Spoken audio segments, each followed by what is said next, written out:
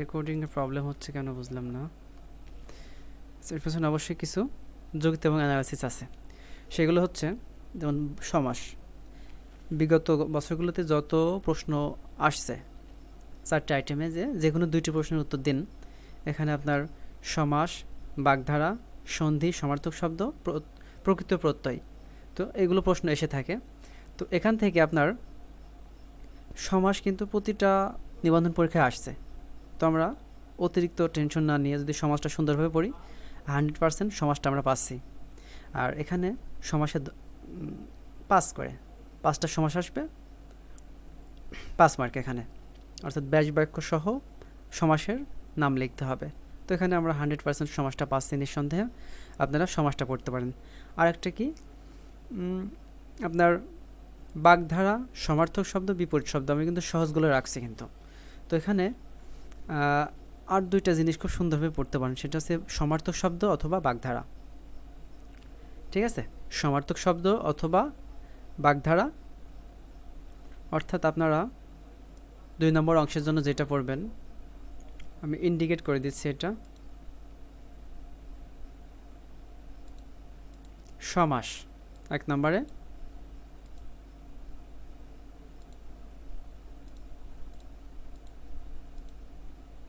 সমার্থক শব্দ এবং বিপরীত শব্দ। আশা করা যায় এই 3টার মধ্য থেকে আপনারা 2টা কমন পাবেন ইনশাল্লাহ। ঠিক আছে, আর অবশ্যই মানে বিষয়টা এমন না যে জাস্ট শর্টকাট বা ওভারভিউ নিলেই আপনারা পরীক্ষা খুব ভালো রেজাল্ট করতে পারবেন। আসলে চাকরির পরীক্ষার বিষয়টা এমন না। চাকরি পড়াশোনার জন্য অবশ্যই অনেক পড়াশোনার প্রয়োজন, কারণ এখানে যারা খাতা দেখে অবশ্যই তারা এক্সপার্ট এবং অভিজ্ঞ। তো আন্দাজে যা তা লিখলে অবশ্যই মার্ক পাওয়া যাবে না।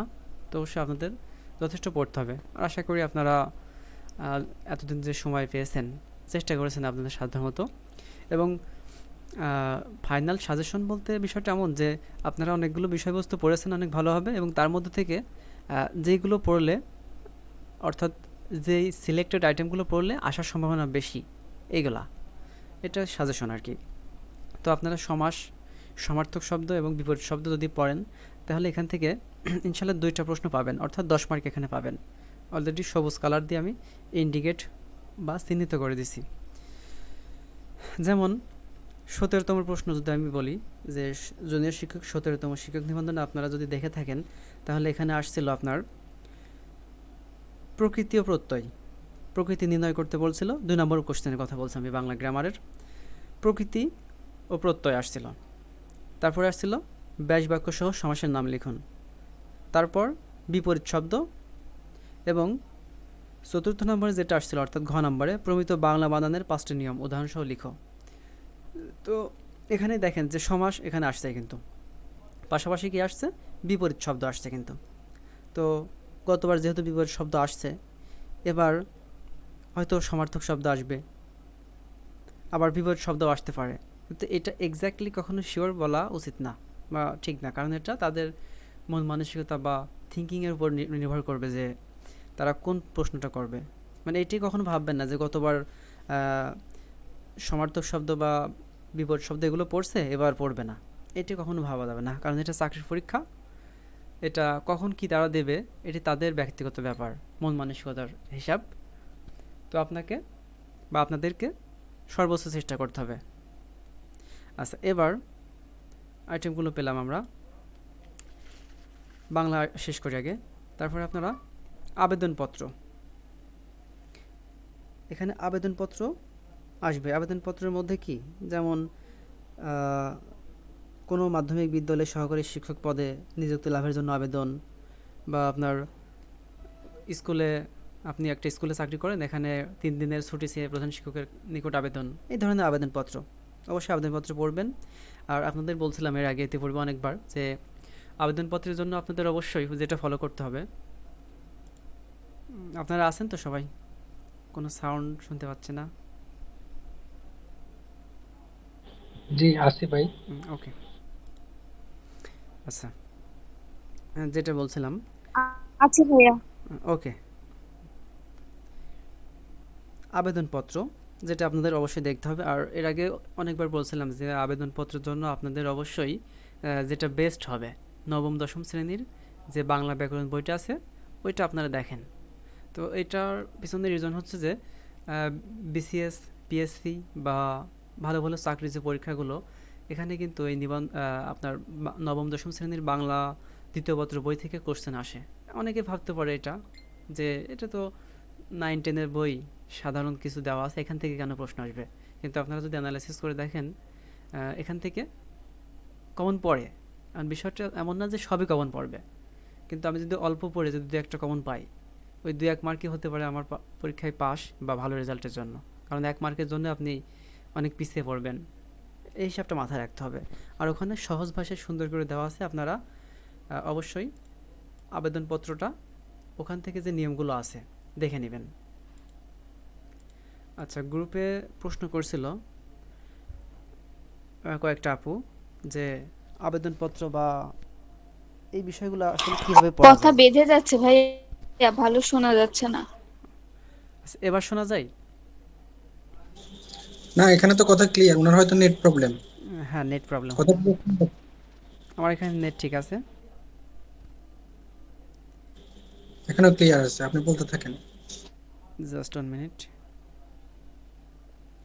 আচ্ছা, আমি আপনার কয়েকটা আপু গ্রুপে প্রশ্ন করেছিল, আপনারা হয়তো দেখছিলেন যে আবেদনের ক্ষেত্রে, অর্থাৎ আবেদন লেখার ক্ষেত্রে আবেদনপত্র যে আবেদনকারীর স্বাক্ষর ডান পাশে নাকি বাম পাশে হবে, এই প্রশ্নটা করছিল।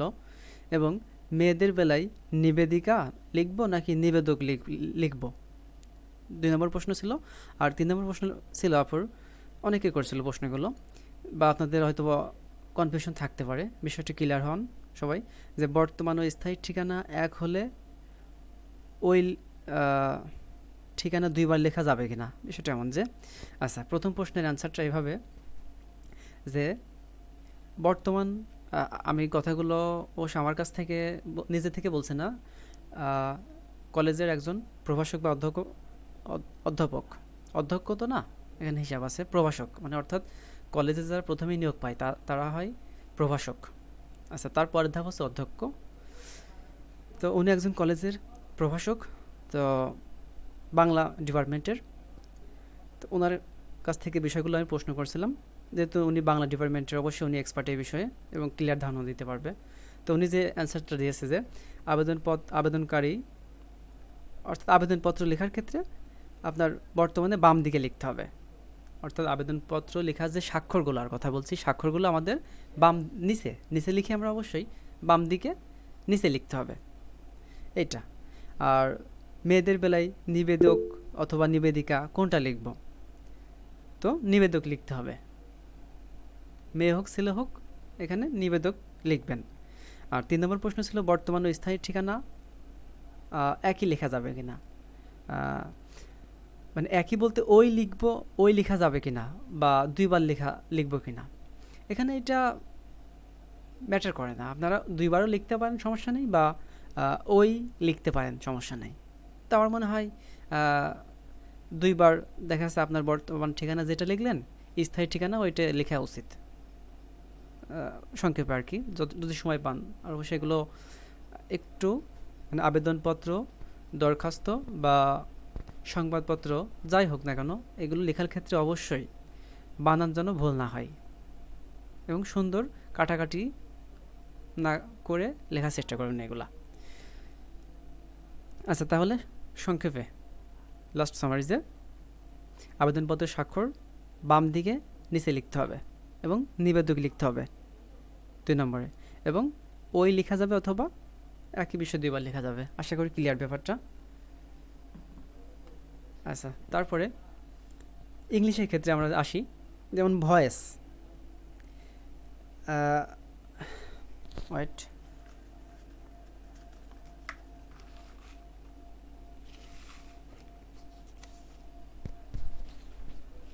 এখানে voice, right form of verb, article অথবা অ্যাপ্রোপ্রিয়েট প্রিপোজিশন অথবা অ্যাপ্রোপ্রিয়েট ওয়ার্ড, এই সাইটের যে কোনো 2টা কিন্তু প্রতিবার আসে। এখন যেমন 17তমতে অবশ্যই লাস্ট যেটা প্রশ্ন আসছে ওইটাই আমাদের একটু হলেও ফলো আপ রাখা উচিত। তো এই জন্য আমরা লাস্ট 17তম অ্যাকর্ডিং টু 17তম কোশ্চেন অনুযায়ী কথা বলছি আমরা, যেহেতু এটা আপডেট। আচ্ছা, তো এখানে যেমন এখানে আসছিল 2 নম্বরে use the right form of verbs, অর্থাৎ রাইট ফর্ম অফ ভার্ব আসছিল এবং আর্টিকেল আসছিল 17তম নিবন্ধনে। তো এখানে বিষয়টা এবার এমন না যে আপনারা আপনাদের রাইট ফর্ম অফ ভার্ব অথবা আর্টিকেল আসবে না, বিষয়টা এমন নয়, কিন্তু অবশ্যই আপনাদের প্রিপারেশন নিয়ে রাখতে হবে এবং অবশ্যই আপনারা এতদিন আশা করি আপনারা দেখেছেন নিয়মগুলো। তো রাইট ফর্ম অফ ভার্বটা সুন্দরভাবে দেখতে হবে, পাশাপাশি ভয়েসটাও দেখতে হবে, আর্টিকেলটাও দেখতে হবে অবশ্যই, এবং অ্যাপ্রোপ্রিয়েট ওয়ার্ড অথবা অ্যাপ্রোপ্রিয়েট প্রিপোজিশন, এগুলো আপনাদের সাইটটাই দেখতে হবে। এখানে সাইটটা থেকে যে কোনো 2টা অবশ্যই আসবে। আর আমার মনে হয় না এর থেকে বেশি শর্ট সাজেশন দেওয়া সম্ভব বা দেওয়া উচিত না, যেটা অসম্ভব সেই বিষয়ে কথা বলা উচিত না আমার মনে হয়। আচ্ছা, তো আপনারা অবশ্যই ভয়েসে যে নিয়মগুলো আছে বেসিক থেকে শুরু করে যে ব্যতিক্রমী কিছু নিয়ম বা বিগত সালের প্রশ্নগুলো সলভ, বা আপনাদের কাছে যে বই আছে বা আমার সাজেশন নিয়েছেন বা যে বই থাক আপনাদের, ওখান থেকে অবশ্যই বিগত সালের যে প্রশ্নগুলো দেখলে বুঝতে পারবেন। আশা করি আপনারা দেখেছেন এতদিন, যেহেতু সময় পেয়েছেন। তো অবশ্যই right form of verb, article, voice, এগুলো সুন্দর করে দেখবেন। যে কোনো 2টা পাবেন, 2টাই থাকবে 10 মার্ক, একটা 5 করে। একটা বিষয় জানতে চাচ্ছিলাম। জি বলেন। সেটা হচ্ছে আমি বিগত সালের প্রশ্নগুলোতে দেখতে পাচ্ছি যে 4 নাম্বার এবং 5 নাম্বার ভাব সম্প্রসারণ এবং সারাংশ, এই দুইটা তো মাস্ট বি থাকবে না? ও আচ্ছা, এখানে এই বিষয়গুলো মিস্টেক গিয়েছে। মিস্টেক বলতে এই বিষয় নিয়ে আসলে বিষয়টা আমি ক্লিয়ার করি যে 4 নম্বরে ভাব সম্প্রসারণ এবং 5-এ সারাংশ। তো স্যার এই যে ভাব সম্প্রসারণটা আসে, মানে বিষয়টা এমন না যে আপনাদের 5টা ভাব সম্প্রসারণ দিয়ে দিলাম, ওই 5টায় আসবে। মানে এই লিখিত আইটেমগুলো আপনাদের খুব মাথায় সুন্দর করে গেঁথে নিন। যে কোনো চাকরি পরীক্ষায় এই যে লিখিত আইটেমগুলো, যেমন ভাব সম্প্রসারণ, সারাংশ, রচনা, কম্প্রিহেনশন, প্যারাগ্রাফ, এগুলো কিন্তু মানে পৃথিবীর যত বড় এক্সপার্ট বা দক্ষ হোক, যদি কেউ বলে যে এগুলো পড়লে এগুলো আসবে, আসলে এটা ভুয়া। এইগুলো চাকরি পরীক্ষার মানে কি, যে আপনারা অনেকগুলো থিঙ্কিং আইডিয়া নিয়ে পড়াশোনা করেছেন, অনেকগুলো বই ঘাটাঘাটি করেছেন। এখন ওরা যে কোনো মানে আপনাদের নলেজের ভিতরেই, অজানা কিছু না, নলেজের ভিতরেই যে বিষয়গুলো, এখান থেকে যে কোনো একটা টপিক দিয়ে দেবে। যেমন 17তমতে যেটা আসছিল যে দুঃখ বিনা সুখ লাভ হয় কি মোহিতে। আচ্ছা, এটা অবশ্যই কিন্তু আপনারা ছোটোবেলায় ক্লাস 6 থেকে 10-এর যে বাংলা গ্রামার, এর ভিতরে অবশ্যই কিন্তু আছে। তো এগুলো কখনোই বলা ঠিক না যে ভাইয়া ভাব সম্প্রসারণটা কতটুকু পরিমাণে লিখতে হবে? আচ্ছা আমি শেষ করি, সিরিয়াল অনুযায়ী বলছি। তো এইটা কিন্তু কখনোই মাথায় রাখবেন না যে আমি এই 5টা বা 10টা পড়লে এর ভিতর থেকে পাবো, হয়তো পেতেও পারেন, তবে না পাওয়ার সম্ভাবনা বেশি। কিন্তু চাকরি পরীক্ষা মানে হচ্ছে আপনার ক্রিয়েটিভিটি যাচাই। ওনারা আপনাকে প্রশ্ন করবে ওদের থিঙ্কিং অনুযায়ী, আপনাদের নলেজ এবং জানাশোনার ভিতরে, জানাশোনার বাইরে প্রশ্ন হবে না। যেমন এটা অবশ্যই আপনাদের বইয়ের মধ্যেই 9ম 10ম শ্রেণী বা যে কোনো চাকরি পরীক্ষায় এইগুলো আছে, যে কাটাহরি ভাই ক্ষুদ্র। আমি বললাম যে ভাব সম্প্রসারণ এবং সারাংশ অ্যানালাইজ করে দেখলাম হুম। যে কমন পাওয়া সম্ভব না এখানে। এমন হয়েছে যে এমন হচ্ছে না যে রিপিট হচ্ছে বারবার, বা একবার হইলেও রিপিট হয়েছে এরকম কোনো প্রশ্ন পাইনি। অর্থাৎ ভাব সম্প্রসারণ এবং সারাংশ, এটা হচ্ছে মানে আমার একটা চিন্তাধারা থেকে বলতেছি, হুম। যেহেতু রিপিট হয় নাই, আমার বিগত সালের যেগুলো আমি পড়ছি সেগুলো আমি যদি বাদ দিয়ে 9ম শ্রেণী অথবা এই যে এইচএসসি পরীক্ষার যেগুলা আমাদের ওই যে বাংলা উচ্চতর ব্যাকরণ কিছু বই আছে, ওইগুলা থেকে যদি এই বিগত সালের গুলা বাদ দিই, ভাব সম্প্রসারণ এবং সারাংশ, ওই ক্ষেত্রে কিন্তু আমি কমন পাওয়ার একটা চান্স আছে। বাকিটা আপনি যদি বলেন একটু ভালো হয় আর কি।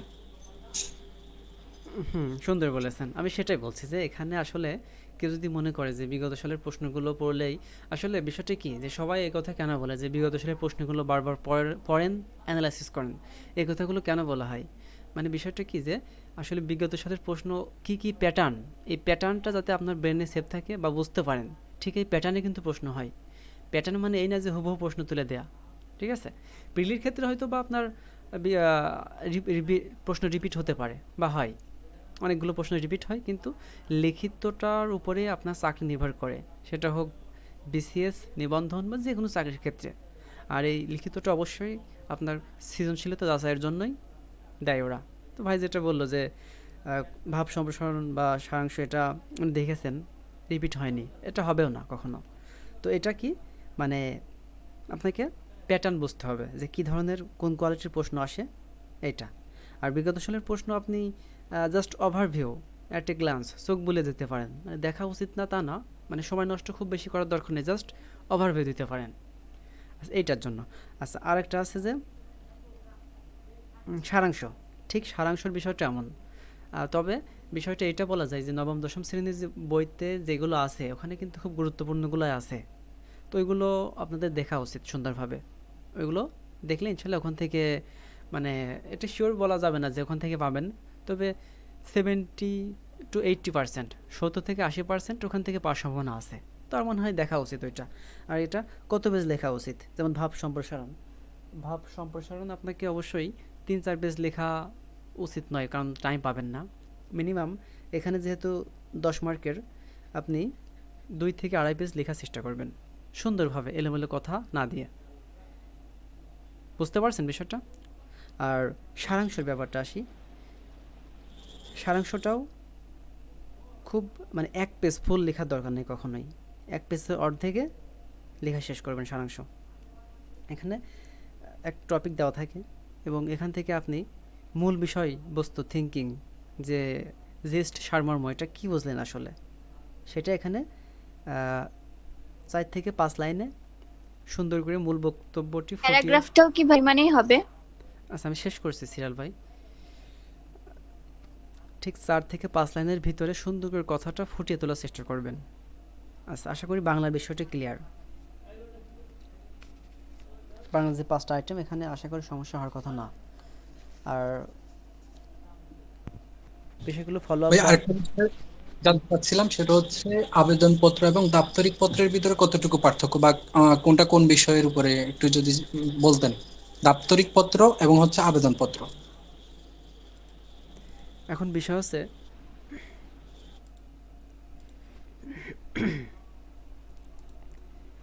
আবেদনপত্র বলতে কি, আবেদনপত্র আপনারা যেটা দেখেছেন যে আমি যেটা বললাম ইতিপূর্বে আলোচনা করছি, যে কোনো একটা মাধ্যমিক বিদ্যালয়ে বা এই ধরনের আসে, মানে আবেদনপত্র যেমন আমরা 9-10-এ বা 6-7-এ যেগুলো দেখছি, যে আমার অসুস্থ আমি, বা একটু আর্থিক সমস্যা, যার কারণে প্রধান শিক্ষকের নিকট আপনার চিঠি, আবেদনপত্র লিখে ওনাকে অনুরোধ করা, এইটা। কিন্তু এখানে আপনার যেহেতু চাকরি পর্যায়ে, তো এখানে আপনার প্রধান শিক্ষকের কাছে 3 দিনের ছুটি চেয়ে শরীরের অসুস্থ বা আর্থিক অনুদান, এটা আসার প্রশ্ন আসে না, ঠিক আছে?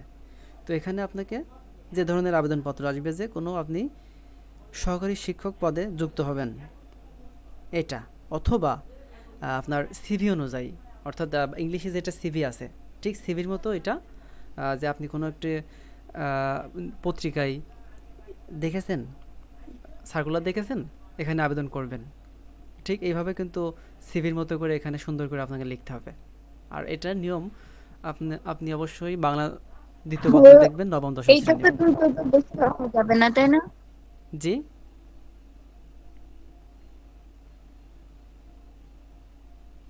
বুঝতে পারেন, আরেকবার বলুন।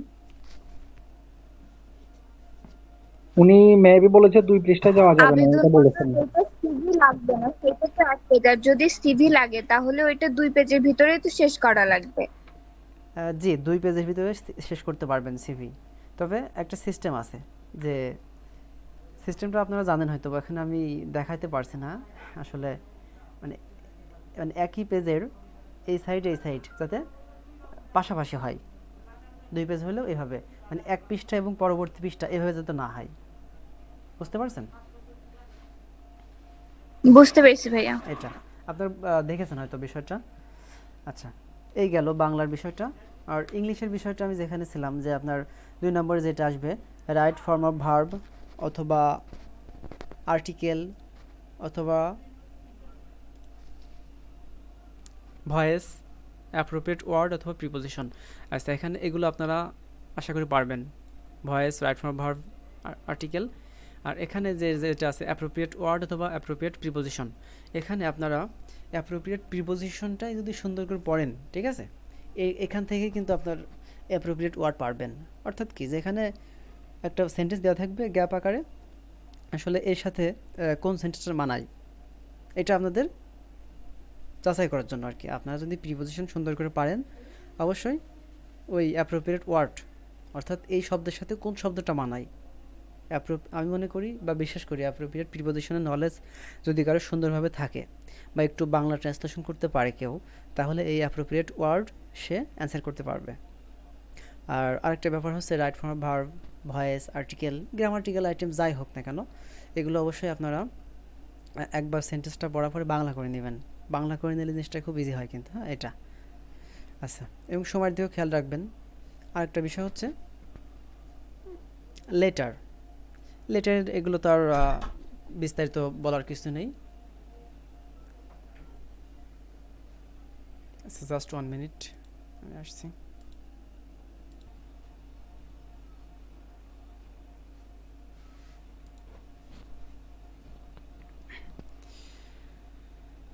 আচ্ছা, শোনা যাচ্ছে না? জি ভাইয়া, শোনা যাচ্ছে। আচ্ছা, আমরা ছিলাম হচ্ছে লেটারে। তো লেটারে যে ব্যাপারটা, এটা আপনারা যে কোনো বই থেকে যে নিয়মটা আছে ওইটাই দেখলে হবে। মানে খুব কঠিন ব্যাপার বা খুব কঠিন নিয়মে লিখতে হবে এটা না। মানে আপনারা এগুলো, যে লেটার, অ্যাপ্লিকেশন, রিপোর্ট রাইটিং, যতটা সুন্দর, সহজ, ইজি ওয়ার্ডে লেখার চেষ্টা করবেন। খুব বেশি মানে ডিফিকাল্ট ওয়ার্ডে লেখার চেষ্টা করবেন না। মানে এটা ব্যাপার না যে, এটা ভাবার উচিত না বা দরকার নেই যে কঠিন শব্দ দিয়ে লিখলে সারা মার্ক দিবে বেশি। বিষয়টা হচ্ছে পরীক্ষার খাতার লেখার নিয়মটা কি, যে যত সহজে সুন্দর ভাষায় ফুটিয়ে তুলতে পারবেন এটা। তো লেটারের নিয়মটা বইতে যেটা আছে ওইটা ফলো করলে এনাফ। জাস্ট আপনাদের আজকে ওভারভিউ যে কোন বিষয়গুলো বেশি ফোকাস করা উচিত, যেগুলো পরীক্ষা আসার মতো, লেটার অথবা অ্যাপ্লিকেশন। তো প্রতিবার কিন্তু লেটার অথবা অ্যাপ্লিকেশন দুইটা আসে। তো এই দুইটাই আপনাকে সুন্দর করে পড়তে হবে, লেটার অথবা অ্যাপ্লিকেশন। অ্যাপ্লিকেশনের যে নিয়ম যেটা আছে ওইটা দেখবেন এভাবে। আরেকটা আছে রিপোর্ট রাইটিং। রিপোর্ট রাইটিংটা খুবই গুরুত্বপূর্ণ, এটাই আসে বারবার। তো এটা আপনারা নিঃসন্দেহে পড়তে পারেন। আর রিপোর্ট রাইটিংটা 120 ওয়ার্ডের ভিতরে যে নিয়মটা আছে, যে কোনো বই থেকে আপনারা দেখে নিতে পারেন, বা আমি যে সাজেশন দিচ্ছি ওখানেও আছে, বা আপনাদের দিগদর্শন বই বা যে কোনো বই যার কাছে আছে ওইটা থেকে আপনারা দেখে নিতে পারেন। আর এটা রিপোর্ট রাইটিংয়ের এটা হিসাবটা। আর সবসময় চেষ্টা করবেন যে আপনি বইতে যেভাবে পড়েছেন ঠিক হুবহু না লিখে, মানে এটা শুধু রিপোর্ট রাইটিং বা লেটার অ্যাপ্লিকেশনের কথা বলছি না, যেমন মুখস্থ আইটেম, আপনার মুখস্থ আইটেমের সারাংশ, ভাব সম্প্রসারণ, আরেকটা ব্যাপার হচ্ছে প্যারাগ্রাফ। প্যারাগ্রাফটা আমি দিই এই জন্য, কারণ প্যারাগ্রাফের ব্যাপারটা হচ্ছে কথা বলছি আমি। তো মুখস্থ আইটেম যেগুলো আছে, তো এগুলো মানে হুবহু মুখস্থ করে কখনো লিখবেন না, কারণ হুবহু মুখস্থ করলে স্যাররা কিন্তু বুঝতে পারে যে কোনটা বইয়ের ভাষা, কোনটা মানুষের মনের ভাব ভাষা দিয়ে লেখা। কারণ যখন একজন মানুষ, যাই হোক, যখন বই ছাপায় তখনও বইতে কিন্তু আপনার এক ধরনের টোন বা কোয়ালিটি, লেখার স্টাইল কিন্তু আলাদা। কিন্তু আপনি যখন লিখবেন তখন কিন্তু ওই লেখার স্টাইলটা কিন্তু আরেকরকম হবে। অর্থাৎ লেখার টোন, স্টাইল বা হিউম্যানিটি, এগুলো আপনি যখন নিজে লিখবেন তখন এগুলো থাকবে। তো এটা কিন্তু স্যার অবশ্যই বোঝে, কারণ এক্সপার্টরাই খাতা দেখে। তো মুখস্থ আইটেমগুলো অবশ্যই আপনারা বই থেকে যেভাবে পড়বেন ঠিক ওইভাবে দিয়ে একটু নিজের ভাষায় বানিয়ে লেখার চেষ্টা করবেন। পাশাপাশি আপনার উদাহরণ, এক্সাম্পল যদি দেওয়া যায় খুব ভালো হয়। খুব বিস্তারিত না, সংক্ষিপ্ত এক্সাম্পল দিলে, এটা দৃষ্টান্ত দিলে খুব ভালো হয় মুখস্থ আইটেমের ক্ষেত্রে। আচ্ছা, আপাতত এখানে যে বিষয়গুলো আলোচনা করলাম আপনার 12টা আইটেমের মতো, সবাই কি বিষয়গুলো ক্লিয়ার? জি ভাইয়া, ক্লিয়ার। এই বিষয়ে কারো কোনো প্রশ্ন আছে?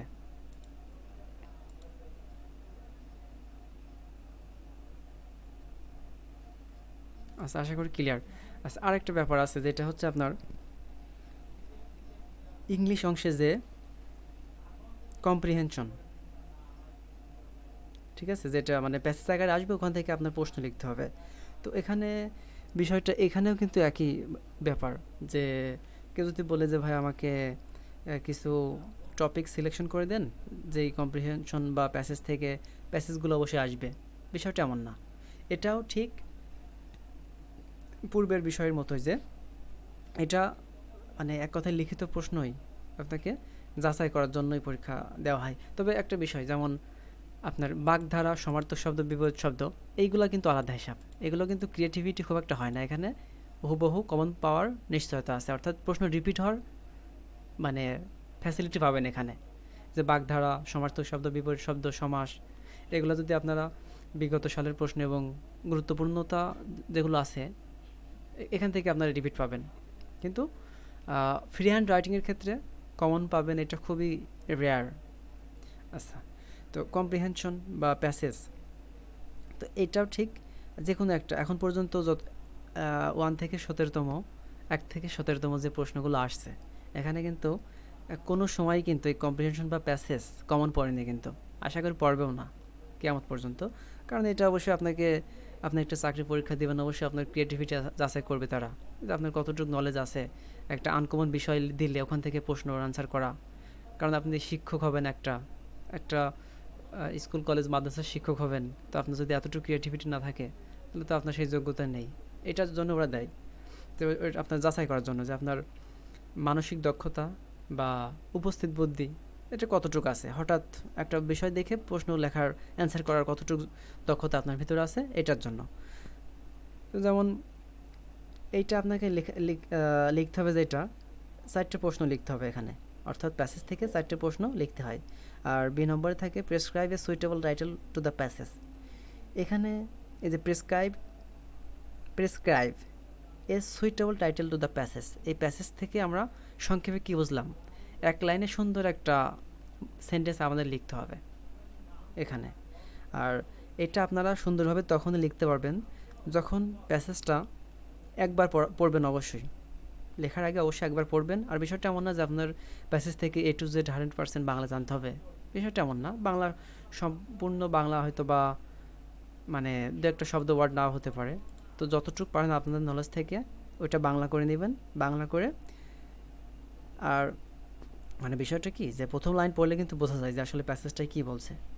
আর পুরোপুরি একবার পড়লে অবশ্যই আপনার ভিতরে কিছু নলেজ দিয়ে আপনি সুন্দর করে একটা লাইন লিখে দিবেন।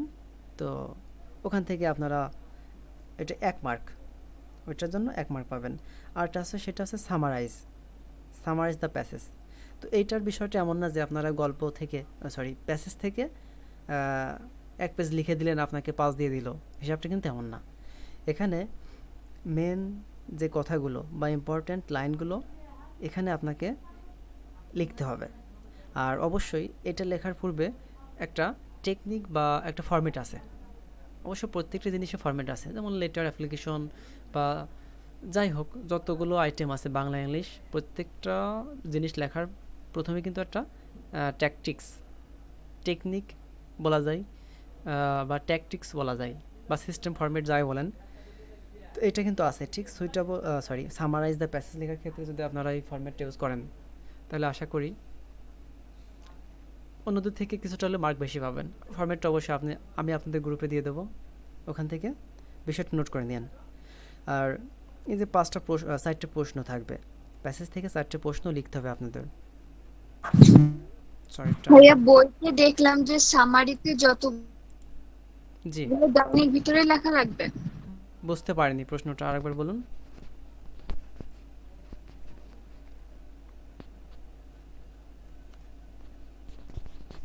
সামারি কি সব সময় যেগুলো দেওয়া আছে সব 5 লাইন করে দেওয়া আছে? আচ্ছা, আপনি বুঝতে পারছি কি বলছেন, মানে সামারিগুলো 5 লাইনে দেওয়া আছে আপু যেটা বলছে। এখন মানে 5টা সেন্টেন্স। হ্যাঁ হ্যাঁ ওইটা, এখন এইভাবেই মানে বিষয়টা এমন না যে বইতে যেভাবে আছে, আমি এটা কিন্তু বলছি যে হুবহু বইতে যেভাবে আছে আমাদের সেইটাই লেখা লাগবে, বিষয়টা এমন না। কারণ হুবহু বইতে যেগুলো আছে আর হুবহু ওইটাই পরীক্ষার খাতায় লিখে আসা উচিত না, এবং কারো দ্বারা সম্ভব না হুবহু লেখা। কারণ হুবহু যদি আপনি প্রশ্ন লিখে আসলেন তাহলে আপনার ক্রিয়েটিভিটি বা আপনার মেধা কীভাবে যাচাই হচ্ছে। তো এখানে ওখানে যেহেতু আপু বলছে 5 লাইন লেখা আছে বেশিরভাগই, তো আপনি লিখতে পারেন 5 থেকে 6 লাইন, সমস্যা নেই। তবে ফরম্যাটটা অনুসরণ করে সুন্দর যে গুরুত্বপূর্ণ লাইন বা মানে প্যাসেজের মূল মূল যে টপিক, সেই লাইনগুলো কিন্তু আপনাকে লিখতে হবে। একঢেলা প্রথম 5 লাইন বা শেষের দিকে 5 লাইন লিখে দিলেন, বিষয়টা কিন্তু এমন না। বিষয়টা ক্লিয়ার আপনারা? জি ক্লিয়ার। জি ভাইয়া। আচ্ছা, আমার মনে হয় আমি আচ্ছা, আপনাদের আর টাইম আছে 11 দিন মতো, না? 11-12 দিন, 11 থেকে 12 দিন। হ্যাঁ 10 দিন ধরা যেতে পারে, 2-1 দিন এদিক আচ্ছা সেদিক হতে পারে, 10 দিন 11 ধরা। দিন।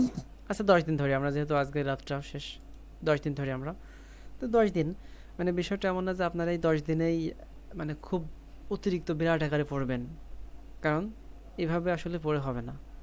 আপনারা এতদিন যে সময় পেয়েছেন, এই সময়ের ভিতরে আপনাদের টার্গেট নিয়ে, আমি আপনাদের বারবার বলছি, হয়তো বা এক্সট্রিমলি সরি, আমি ফুল ওইভাবে সময় দিতে পারিনি আপনাদের, আমার কিছু পার্সোনাল সমস্যা এবং ব্যক্তিগত কিছু কারণে, ব্যস্ততার কারণে। তবে আমি যতটুকু সম্ভব যে ম্যাটেরিয়ালস বা যেগুলো প্রয়োজন আপনাদের দেওয়ার চেষ্টা করছি। আর বিষয়টা এমন না যে এখানে আপনাদের আমি কোনো ধান্দা বা লাভের উদ্দেশ্যে আপনাদের এগুলো করাচ্ছি, বিষয়টা এমন না। আমার উদ্দেশ্য বা ইচ্ছা ছিল যে আপনারা আমার সাহায্য সহযোগিতার মাধ্যমে যদি ভালো পরীক্ষা দিয়ে একটা চাকরি পান, অবশ্যই নিজের কাছে ভালো লাগবে। এটা আমার অন্যতম একটা চাওয়া ছিল, ভালো লাগার ব্যাপার ছিল। তো সেই উদ্দেশ্যে আপনাদের পাশে যতটুকু সম্ভব আমি থাকার চেষ্টা করছি, এবং ইনশাল্লাহ কথা দিচ্ছি আগামী 10 দিন আপনাদের সাথে থাকবো। এবং যে আইটেমগুলো খুবই সমস্যা, মানে বিষয়টা এমন না যে এখন আপনাদের প্রত্যেকটা বিষয় যেখানে যেগুলো আছে, voice, right from, verb, article, বা প্রত্যেকটা আইটেম আপনাদের সমস্যা ধরে ধরে ক্লাস না লাগবে, বিষয়টা এমন না। তো আপনাদের যেগুলো খুবই সমস্যা, আপনারা গ্রুপে সবাই মিলে ডিসিশন নিয়ে প্রশ্ন করবেন যে আমাদের এই বিষয়টা নিয়ে একটা ক্লাস নেওয়া উচিত, বা ক্লাস নেন। তখন আমি বিষয়টা নিয়ে যেগুলো সুন্দর করে একটা টপিক ভিত্তিক সুন্দর রুলস দিয়ে আমি ওই ক্লাসটা সমাধান করব। আর সমার্থক শব্দ, বাগধারা, বিপরীত শব্দ, এগুলো নিয়ে আশা করি সমস্যা নেই, বাংলা গ্রামাটিক্যাল আইটেম। আর একটা বিষয় দেখছেন ভাইয়া, অবশ্য খেয়াল করে। জি বলেন। আপনি ওই যে সমার্থক শব্দ হচ্ছে যে এখানে প্রশ্নের ভিতরে দেখলাম যে বিগত সালগুলোর ভিতরে হুম প্রত্যেক শব্দের 2টি করে সমার্থক শব্দ, অর্থাৎ 2টা করে লিখতে হবে। হুম, জি হ্যাঁ, হ্যাঁ, দুইটা, রাইট। আমার এটা স্মরণে ছিল না যে সমার্থক শব্দ 2টা করে লিখতে হবে প্রত্যেক আমি শব্দের। 5টা করে শিখতে পারবো, প্রতিটা শব্দের 5টা করে শিখে রাখতেছি, যদি অন্য কোনো ইয়ে হয় এই যে 5টা করে শিখে রাখতে। হ্যাঁ, বেশি শিখলে অবশ্যই ভালো। মিনিমাম 2টা থেকে 3টা শিখে রাখলে এনাফ, মানে এমার্জেন্সি, মানে তাৎক্ষণিক হিসাবে, মানে 2টা থেকে 3টা। আর যদি এক কথায় আপনার যদি বেশি পড়েন, কখনোই আপনার লস হবে না। আসসালামু আলাইকুম ভাই। জি, ওয়ালাইকুম আসসালাম। ভাই ওই সমাসটা নিয়ে আমি একটু মানে কনফিউশন। এটা হচ্ছে যে সমাসের ওই হুম স্পেসিফিক নামটা কি আর লিখতে হবে যে আহ, যেমন বেতিহার বহুব্রীহি হুম বা হুম এরকম কি স্পেসিফিক করে লিখতে হবে, না শুধু বহুব্রীহি লিখলেই হবে? আমার মনে হয় সুন্দর করে আহ, পূর্ণ দেওয়াই ভালো। ব্যতিহার বহুব্রী দিলাম, সমস্যা কি? এখানে ব্যতিহার তো একটা শব্দ, একটা শব্দ লিখলাম, এখানে তো আমার অতিরিক্ত টাইম যাচ্ছে না। মানে ক্লাসিফিকেশন যা আছে ওইটা মানে স্পেসিফিক ভাবে না, দিতে হবে ক্লাসিফিকেশন এটা লাগবে বলছেন? না, জাস্ট সমাসটা দিবেন, দিয়ে কোন সমাস জাস্ট নাম দেবেন, এনাফ। এটা। আর ধন্যবাদ। যেটা না বলছি, এটা এটা হচ্ছে দিলে বেশি ভালো হবে, কারণ এখানে একটা বিষয় আমি বলতে চাচ্ছি, মানে আমার পার্সোনাল ওপিনিয়ন, সেটা হচ্ছে আমাকে যেহেতু ওনারা 3 ঘন্টা পুরো সময় দিচ্ছে, পুরো হুম 3 ঘন্টা, যেহেতু সমাসের ভিতরে একটা জিনিস চাচ্ছে আমার কাছে যে ব্যাস বাক্য সহ সমাসের নাম, অর্থাৎ ব্যাস বাক্য দিতে হবে, এরপর সমাস কোন সমাস সেটাও লিখতে হবে। হুম আমি লিখতে হবে অবশ্যই। তো ওই হিসেবে লেখাটা বেশি ভালো বলে আমি মনে করি। হুম, আমি সেটাই না বললাম, জি। লেখাটা অবশ্যই এটা, যে এখানে যেহেতু না ধরেন আমি একটা মানে যেমন দ্বন্দ্ব সমাসের অনেকগুলো প্রকারভেদ আছে, এখানে হুম, একটা দ্বন্দ্ব সমাসের একটা যেমন একশেষ দ্বন্দ্ব আছে, সেখানে আমি সেটা কি শুধু দ্বন্দ্ব দিলেই হবে? যদি আমি একশেষ দ্বন্দ্বটা ভুলে যাই বা দিলাম না, এরকম কিছু হলে কি সমস্যা? মানে বিষয়টা কি আমি বলি, যে আপনি লিখলেন যে দম্পতি, সাপোজ একটা সমাস দম্পতি, দম্পতি কোন সমাস? জায়াপতি। যাযাবরী আচ্ছা, দ্বন্দ্ব সমাস। দ্বন্দ্ব সমাস। তো এখানে আপনি যদি দ্বন্দ্ব লিখে রাখলেন, দ্বন্দ্ব ঠিক আছে, মানে অ্যান্সারটাও ঠিক আছে, কিন্তু জাস্ট দ্বন্দ্ব লিখে রাখলেন। স্যাররা বুঝবে যে আসলে কী বোঝাতে চেয়েছে, কিন্তু এটা একটু আনস্মার্ট হয়ে যায় আর কি। আর মনে হয় ফুল লেখাটাই উচিত। আর এটা লিখলে খুব একটা সমস্যা বা টাইম নষ্ট হবে এমন কিছু না। আপনাদের 3 ঘন্টা টাইম থাকবে, খুব টাইম অল্প তা না। এই যে প্রশ্নগুলো, যেমন আপনাদের টাইম যাবে কোথায় জানেন? আপনার যে ভাব সম্প্রসারণ, তারপরে প্যারাগ্রাফ বা রিপোর্ট রাইটিং, অ্যাপ্লিকেশন, এই যে এইগুলোতে আপনাদের একটু বেশি টাইম যাবে। তাছাড়া আপনার এই যে আপনার বাগধারা, সমাস বা যেগুলো আছে আর্টিকেল, ভয়েস, এগুলো খুব দ্রুত অ্যান্সার করতে পারবেন যদি পারেন আর কি। হ্যাঁ, এগুলোই খুব দ্রুত অ্যান্সার করতে পারবেন, টাইম বেঁচে যাবে। আর এই টাইমগুলো এখানে সুন্দর করে দেওয়ার চেষ্টা করবেন এটা। আর প্রশ্নে এটা মাথায় রাখবেন সবাই, যে প্রশ্নে যেটা বলছে অবশ্যই সেটা দেওয়ার ট্রাই করবেন। আর বিষয়টা এমন না স্যাররা বুঝবে না তা না, ওইটা দেওয়াই বেস্ট। আচ্ছা, আর একটা টপিক আছে আমার কাছে যেটা যেটা লেফট করছি বা লেফট বাকি আছে। যেমন 1 নম্বর প্রশ্নে,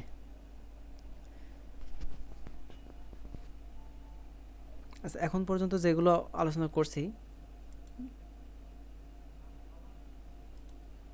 সমস্ত বিষয় আপনাদের ক্লিয়ার, বা কোনো ডাউট বা কনফিউশন আছে বা কোশ্চেন আছে? বাগদারা নিয়ে একটু প্রশ্ন আছে, বাগদারা নিয়ে। আচ্ছা, জি বলেন। বাগদারা নিয়ে প্রশ্নটা হচ্ছে, আমি বাগদারাতে দেখতে পেয়েছিলাম যে বাক্য গঠন সহ বাগধারাটা লিখতে হবে। ওইখানে বাক্য গঠন কি নিজের মতো করে লিখতে হবে নাকি আহ, নিজে করে লিখতে হলে তো হবে আশা করি। হুম, আচ্ছা এখানে বাগধারাটা বাক্য সহ বাক্য গঠন করে লিখতে হবে। এখন বিষয়টা আছে, বিষয়টা এমন না যে আপনার হুবহু বইয়ের ভাষায় লিখতে হবে, অর্থাৎ বাগধারার সাথে মানে সেন্টেন্সের সাথে যায় বা এমন শব্দ মানে সঙ্গতি রেখে আপনাকে সেন্টেন্স তৈরি করতে হবে। ঠিক আছে? ইররিলিভেন্ট অর্থাৎ অপ্রাসঙ্গিক যাতে না হয় কথা এবং আহ, শব্দ মাধুর্য কথার সাথে যায় এমনভাবে আপনাকে সমাস বাগধারার কথাগুলো আপনাকে তৈরি করতে হবে। তাছাড়া হুবহু আপনার মুখস্থ নাও থাকতে পারে, এটা স্বাভাবিক, স্যাররাও জানে এটা। তবে সঙ্গতি যাতে থাকে, মিল থাকে বাগধারার সাথে, এটা বুঝতে হবে।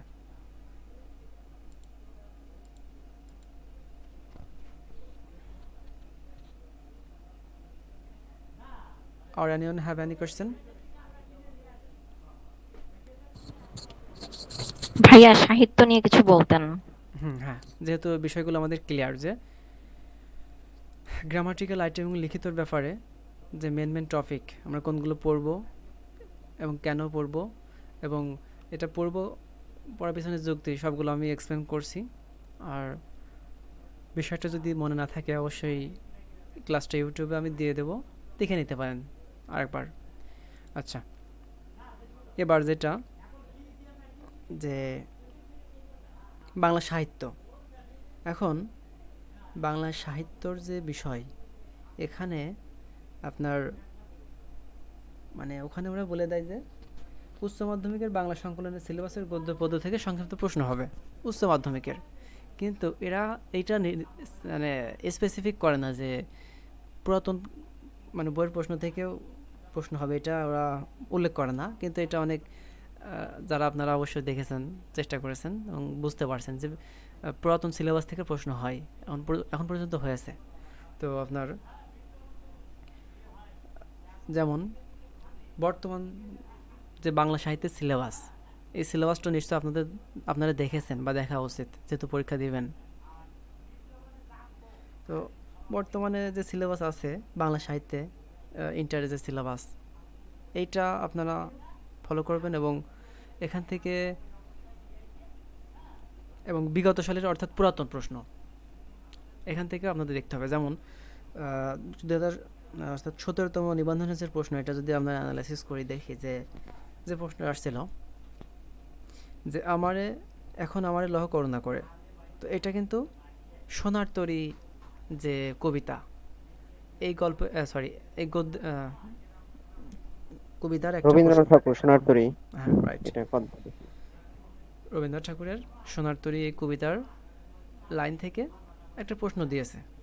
তো এটা কিন্তু বর্তমান সিলেবাসে মানে ইন্টারের যে সিলেবাস এখানে কিন্তু এই সোনার তরী কবিতাটা কিন্তু নেই। এটা তো সঠিক, বর্তমান সিলেবাসে আছে এটা। জি না, এটা নাই বর্তমান এটা নাই, সিলেবাসে। কিন্তু তারপরেও দিয়েছে এটা। এখন আমাদের এটা প্রেডিকশন বা একটা অনুমান ভিত্তিক, যেগুলো গুরুত্বপূর্ণ বা বিগত সালে আসছে, এখান থেকে এগুলো আমাদের দেখতে হবে। এখানে দেখলে এখান থেকে আমাদের ইনশাল্লাহ আসবে। যেমন সোনার তরী থেকে এখান থেকে আসছে।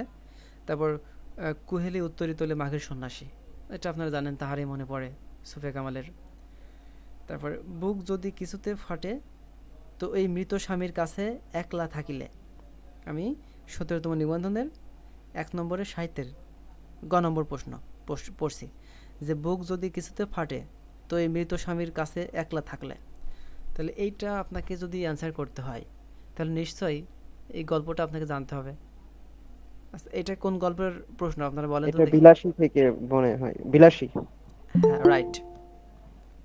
তো এইটা কিন্তু বর্তমানে সিলেবাসে নেই। ইন্টার যে সিলেবাস, এখানে নেই, আছে?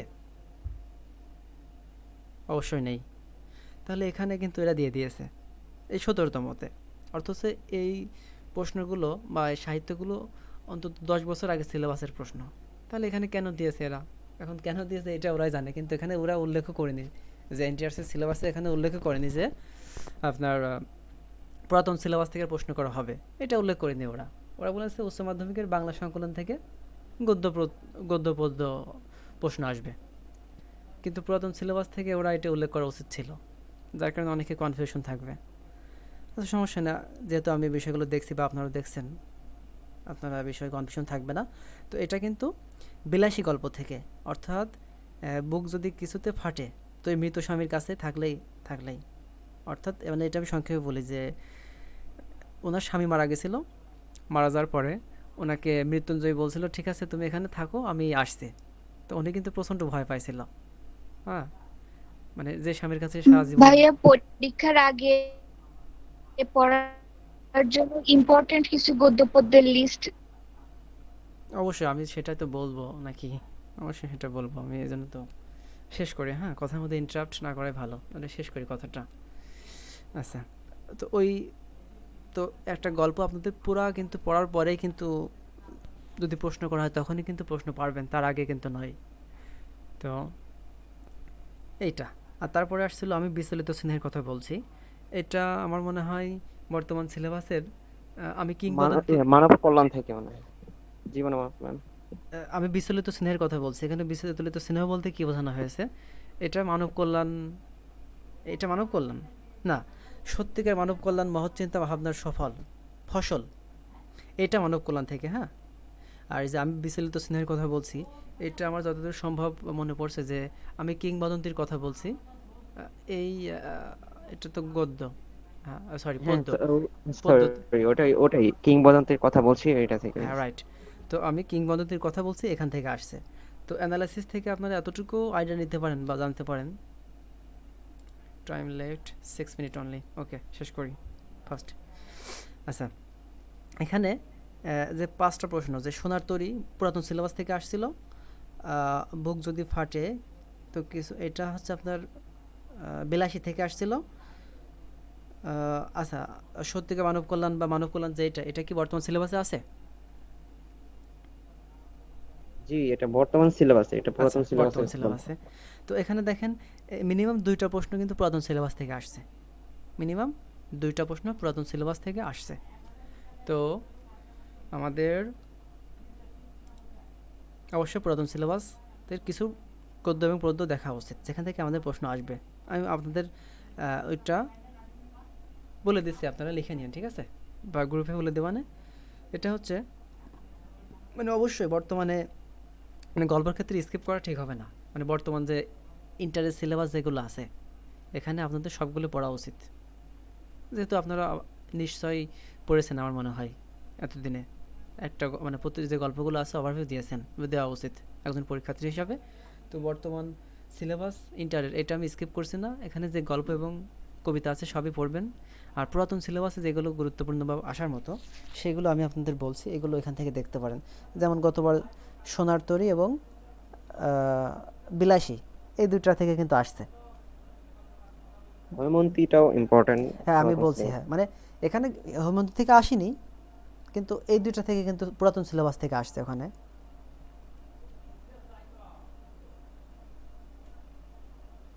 আমি লিস্টটা দেখিয়ে পুরাতন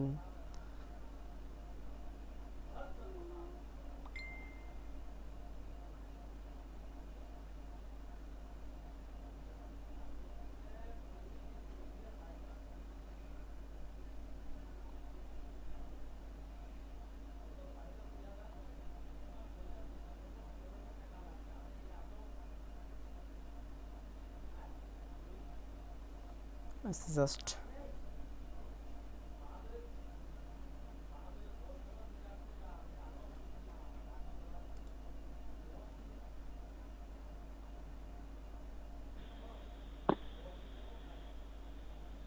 গদ্য পদ্যের এই যে সাহিত্য পাঠ থেকে দেখলাম যে খুব কম রিপিট হয়েছে। আমার মনে হয় সবগুলা টাচ করা উচিত, অর্থাৎ বিষয়বস্তুটা বুঝতে পারলে কিন্তু লেখা সম্ভব। আচ্ছা, বিষয় হচ্ছে মানে ওই যে অতি পুরাতন যে গল্পগুলো, হ্যাঁ, মানে বাংলাদেশ গদ্যে এবং পদ্যে, যেমন অর্ধাঙ্গী, কলিবতী দফাদার, একটি তুলসী গাছের কাহিনী, এগুলো কিন্তু অতি পুরাতন সিলেবাস, সেই 2010 সালের সিলেবাস। হ্যাঁ, আপনার এগুলো থেকে এত বেশি না দেখলেও আপনারা যেগুলো দেখবেন, যেগুলো ট্রেন্ডিং বা যেগুলো থেকে বেশি প্রশ্ন আসে, পুরাতন সিলেবাসের কথা বলছি। আর বর্তমান মানে নতুন সিলেবাস বা ইন্টারের, এগুলো আপনারা সবগুলো দেখবেন, ঠিক আছে? আর বিষয়টা হচ্ছে এমন যে আমিও কিন্তু যে কোনো পরীক্ষার ক্ষেত্রে যেমন আমার যখন অ্যাডমিশন পরীক্ষা দিয়েছিলাম ইউনিভার্সিটিতে, তখনও কিন্তু আমি কোনো সময় এই যে সংক্ষিপ্ত সাজেশন বা এগুলো আমি খুব কম ফলো করতাম। মানে আমি সবসময় ব্রড সিলেবাস এবং পূর্ণাঙ্গ প্রস্তুতি নিয়ে পড়া আমার একটা মানে ইচ্ছা ছিল, এবং এভাবে পড়তাম আর কি। কারণ সংক্ষিপ্ত নিয়ে পড়লাম, দেখা যাচ্ছে ওখান থেকে কমন আসলো না, তখন হাই হাই করতে হবে, তো হাই হাই করা আমার ভালো লাগে না। এজন্য আগে থেকে সময় নিয়ে আমি বিস্তারিত পড়ার চেষ্টা করি। আচ্ছা, আমি বলছি যেগুলো পড়া উচিত আপনাদের, জাস্ট 2 মিনিট টাইম আছে। যেমন বিলাসীটা পড়বেন অবশ্যই, লিখে নিতে পারেন, হ্যাঁ, বিলাসী, সাহিত্যে খেলা, তারপরে কমলাকান্তের জবানবন্দিটা পড়বেন, হৈমন্তী, তারপর কলিমতী দফাদার, 21-এর গল্প, এখান থেকে এগুলা। আর পদ্য থেকে বঙ্গভাষা, সোনার তরী, কবর, পুরাতন সিলেবাস থেকে বলছি। এগুলো কিন্তু খুব গুরুত্বপূর্ণ, যে এখানে বঙ্গভাষা, সোনার তরী আর কবর বা আমার পূর্ব বাংলা, এই সাইডটা এখান থেকে মানে পুরাতন সিলেবাস, এগুলো খুব গুরুত্বপূর্ণ এখান থেকে নোট করে নিন। এবং এইগুলা পুরাতন সিলেবাসের এগুলো, এবং বর্তমান যে গদ্য আপডেট সিলেবাস আছে এগুলো আপনারা দেখে নিন। তো আশা করি আপনাদের আজকে আলোচনাটা অনেক ইম্পর্টেন্ট হবে এবং ফলো করার চেষ্টা করবেন। আর যদি কোনো প্রশ্ন বাই থাকে অবশ্যই গ্রুপে জানাবেন, আমি ওভারভিউ ক্লাস দিয়ে চেষ্টা করবো আপনাদের হেল্প করার। ভাই 2-1টা ক্লাস নিতে হবে হ্যাঁ, ইনশাল্লাহ আমি এটা। চেষ্টা করবো। হ্যাঁ, আজকের টাইম শেষ, আমি আপনার গ্রুপে জানিয়েন সম্মেলনের মতামত দিয়ে, ইনশাল্লাহ আমি আপনাদের পাশে থাকবো। তো thanks a lot for everyone for joining today's class. আসসালামু আলাইকুম। ওয়ালাইকুম আসসালাম।